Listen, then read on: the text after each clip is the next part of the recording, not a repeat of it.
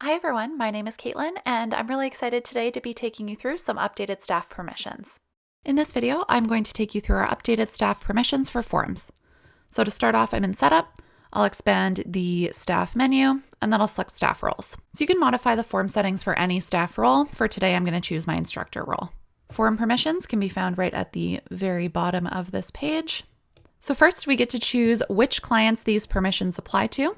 So only the staff members' clients, all clients from their location, or all clients of the entire business. For this, I'm going to choose clients from my location. Below that, you get to decide what permissions this staff role has for forms for the clients that you selected up above. Manage forms allows staff to add, edit, and delete forms.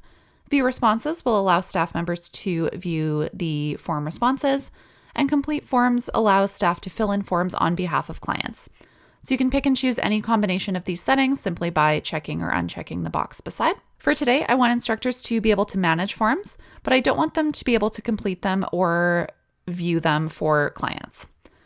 I'll save this, and then next I'm going to log in as a staff member with the instructor staff role and show you what this looks like. Okay, so I've logged into the system as my instructor Oliver, and we're currently on the client profile for our client Tom. What I want to do on Tom's client profile is open up the Documents tab at the bottom and then select Forms. Since I have that Manage Forms permission that we set up earlier, I can see the button here to add a form. I'll go ahead and do that. We'll add this one.